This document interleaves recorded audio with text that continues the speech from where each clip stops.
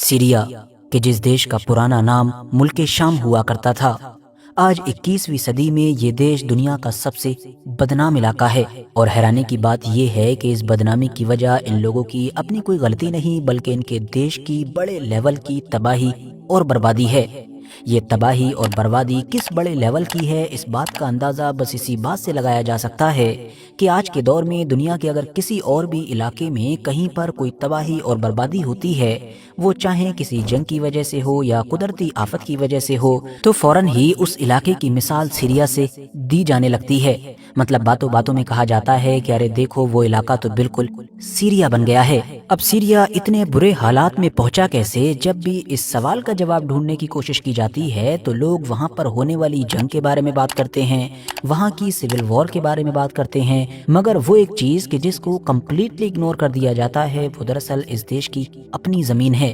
जी हाँ, इस देश की जमीन, इस देश का भूगोल कि जिसके अंदर कुदरती तौर पर कुछ ऐसी चीजें छिपी हुई हैं कि जो हमेशा से ही इस देश के लिए सबसे बड़ी मुसीबत साबित हो रही हैं। यही वजह है कि पूरे इतिहास में ही ये पूरा का पूरा इलाका तमाम सल्तनतों के लिए जितना ज्यादा अहम रहा है उतना ही ज्यादा खतरनाक भी रहा है। जहां एक तरफ दुनिया की तमाम बड़ी सुपर पावर्स ने इस इलाके पर कब्जा करने के लिए तमाम हदों को पार किया, तो वहीं दूसरी तरफ दुनिया की कई बड़ी पावर सिर्फ इसी इलाके की वजह से जमीन में दफन भी हो गई। ऐतिहासिक तौर पर देखें तो चाहे पर्शियंस हों, रोमन्स हों या ग्रीक्स हों, हर दौर में हर बड़ी ताकत ने इस इलाके की अहमियत को समझा और हर हाल में इसको अपने ही कंट्रोल में रखने की कोशिश की। मुस्लिम हिस्ट्री के अकॉर्डिंग देखें तो खिलाफत राशिदा के दौर में ही, मतलब बिल्कुल शुरुआती दौर में ही ये इलाका मुस्लिम कंट्रोल में आ गया था और उसके बाद फिर अलग अलग दौर में अलग अलग सल्तनतों से ट्रांसफर होते हुए ये इलाका टर्की की सल्तनत उस्मानिया के अंडर में आ गया था। अब वैसे तो पिछले सैकड़ों सालों से इस पूरे इलाके को बल्कि इसके आसपास के इलाके को भी मुल्क शाम के ही नाम से जाना जाता था, मगर अगर गहराई से देखा जाए तो ये इलाका कभी एक इलाका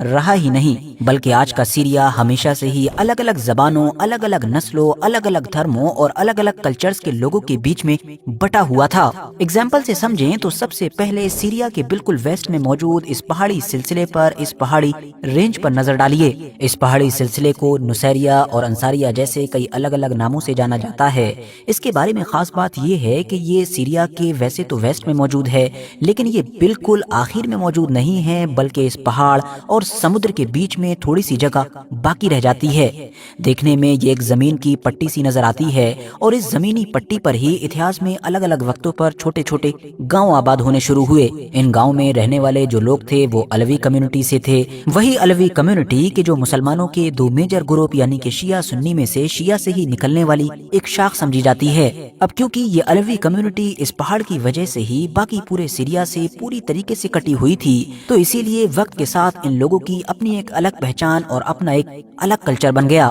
जबकि पहाड़ों के अगर दूसरी तरफ नजर डाली जाए, मतलब सीरिया के सेंट्रल इलाके में जहां पर सीरिया के तमाम मशहूर और अहम शहर भी मौजूद थे, वहां पर धीरे धीरे जो बसने वाले लोग थे वो सब सुन्नी लोग थे। अब क्योंकि तमाम अहम शहर भी इधर ही मौजूद थे, ट्रेड वगैरह भी इधर ही होता था, तो इधर के लोग हमेशा से ही बाकी दुनिया से अच्छी तरह से कनेक्ट रहे, जिसका नतीजा ये हुआ कि न सिर्फ इधर के शहर बल्कि इधर के लोग भी किनारों पर रहने वाले अलवी लोगों के मुकाबले में काफी एडवांस होते चले गए। हैरानी की बात तो ये है कि ये दोनों ही तरह के लोग एक ही देश में रह रहे थे, मगर सिर्फ इस पहाड़ की वजह से इन लोगों का ना तो कोई मिलना जुलना था, न इनका कोई कांटेक्ट होता था और न ही ये एक दूसरे से कोई मतलब रखते थे, जिसका नतीजा ये हुआ कि एक ही घर में रहने के बावजूद भी ये दोनों एक दूसरे के धीरे धीरे दुश्मन बनते चले गए। बीच में मौजूद पहाड़ की ये मोटी दीवार के जो इतिहास में पहले ही दोनों तरफ रहने वाले लोगों की पहचान, उनका कल्चर और उनके जिंदगी जीने का तरीका बदल चुकी थी, अब उसने दोनों ही तरफ रहने वाले लोगों को ये यकीन भी दिला दिया था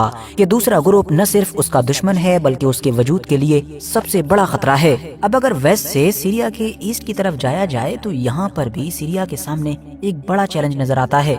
वो ये है कि ईस्ट का पूरा इलाका रेगिस्तान है,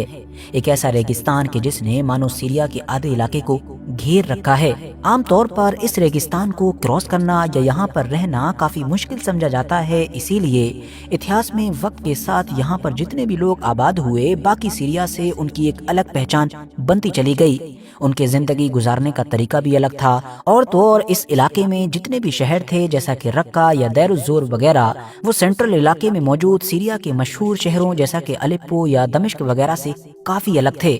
وقت کے ساتھ یہاں پر رہنے والے جو لوگ تھے وہ اپنے آپ کو سینٹرل علاقوں میں رہنے والے لوگوں سے کافی پچھڑا ہوا اور کٹا ہوا محسوس کرنے لگے۔ اس بات میں کافی حد تک سچائی بھی تھی، کیونکہ حکومت یا دیش کا باقی سسٹم سینٹرل علاقوں جیسا کہ دمشق وغیرہ سے چلا کرتا تھا، تو اسی لیے یہاں پر رہنے والی حکومتیں ان ریگستانی علاقے میں بسنے والے لوگوں پر زیادہ دھیان نہیں دیا کرتی تھیں۔ اسی بات کا نتیجہ تھا کہ جب 2011 میں سیریا کے اندر سول وار کا آغاز ہوا تو بہت جلد ہی یہ جو ریگستانی علاقے تھے سیریا کے اندر جنگ کا میدان بن گئے، کیونکہ یہ علاقے راجدھانی دمشق سے کافی دور تھے۔ حکومت کی ان علاقوں پر نہ تو پکڑ زیادہ مضبوط تھی اور نہ ہی یہاں پر ان لوگوں کا کوئی انفلوئنس باقی بچا تھا۔ اسی چیز کا سب سے زیادہ فائدہ اٹھایا ISIS جیسے آتنکوادی سنگٹھنوں نے، کہ جو بڑی ہی آسانی کے ساتھ اس دور دراز کے ریگستانی علاقے میں ایکٹیو ہو گئے۔ ان گروپس نے اب بڑی تیزی کے ساتھ اس علاقے کے ان نوجوانوں کو بہکا کر اپنے ساتھ ملانا شروع کر دیا کہ جو پہلے ہی اپنی حکومت سے نفرت کیا کرتے تھے۔ اس کے بعد انہی علاقوں میں اپنے بیسز بنا کر ان لوگوں کو ایڈوانس ٹریننگ دینی شروع کی، اور ٹریننگ لینے کے بعد پھر یہ تمام لوگ ان ریگستانی علاقوں سے نکل کر باقی علاقوں میں حملے کرنے لگے، اور اسی طرح سے پھر اس دور میں سیریا اور اس کے آس پاس کے مڈل ایسٹ کے باقی علاقوں میں بربادی کی وہ خطرناک داستان شروع ہوئی کہ جس کو شاید میں سمجھتا ہوں کہ آپ لوگوں کو بتانے کی ضرورت بھی نہیں ہے۔ اب ویسٹ میں موجود یہ پہاڑی رینج اور ایسٹ میں پھیلے ہوئے اس بڑے ریگستان کے بعد ایک اور بھی چیز ہے کہ جس کو سیریا کے اندر اگنور نہیں کیا جا سکتا ہے، اور وہ چیز ہے یہاں کی ایک مشہور ندی کہ جس کو کہا جاتا ہے دریائے فرات۔ جی ہاں، وہی دریائے فرات کہ جس کو انگلش میں یوفریٹس ریور کہا جاتا ہے۔ دراصل ساتھیوں بات یہ ہے کہ سیریا کی ایک بڑی آبادی جس میں سے خاص طور سے جو نارتھ اور ایسٹ میں رہنے والے لوگ ہیں وہ پانی کے لیے صرف اور صرف اسی ایک ندی پر ڈیپینڈ ہیں، چاہے کھیتی باڑی کرنی ہو یا باقی ضرورتوں کے لیے پانی چاہیے ہو، پانی آپ کو اسی ندی سے ملے گا۔ اور اس ندی کے ساتھ جو سب سے بڑی پرابلم ہے وہ یہ ہے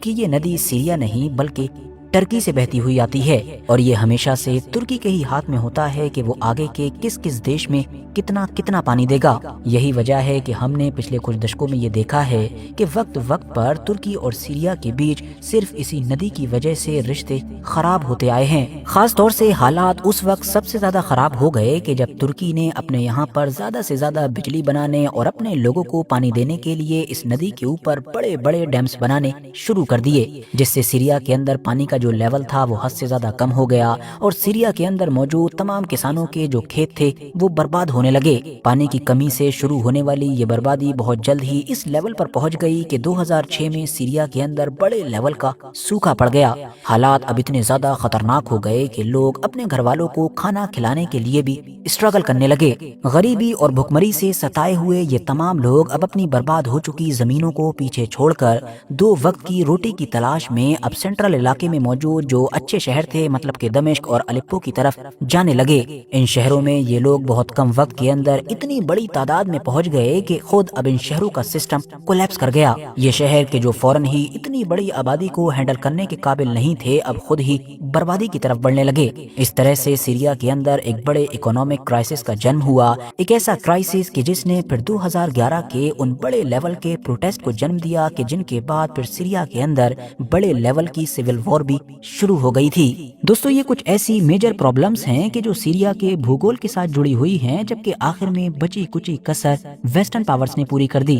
فرسٹ ورلڈ وار میں جب سلطنت عثمانیہ کا خاتمہ ہوا تو اس کے بعد ویسٹرن پاورز نے اس چیز کو دیکھے اور سمجھے بنا ہی پورے مڈل ایسٹ کو بانٹ ڈالا کہ کس علاقے میں کرد رہتے ہیں، کس میں سنی رہتے ہیں، کس میں علوی رہتے ہیں، کس میں دروز اور کس میں عیسائی رہتے ہیں۔ نتیجہ یہ ہوا کہ اس سے اسے ایک بڑی پولیٹیکل پرابلم کا آغاز ہوا کہ جس کا سامنا آج تک کیا جا رہا ہے، اور سب سے زیادہ سامنا اس چیز کا سیریا ہی کر رہا ہے۔ حالانکہ یہاں پر ایک اچھی خبر یہ بھی ہے کہ پچھلے کچھ وقت سے اب سیریا لگاتار اسٹیبل نظر آ رہا ہے، اور ہم یہ امید بھی کرتے ہیں کہ یہ شانتی اور یہ تمام پوزیٹیو چیزیں سیریا کے لیے آگے تک بنی رہیں۔ باقی اس پورے مدے پر آپ لوگوں کی کیا رائے ہے کمنٹس باکس میں ضرور بتائیں۔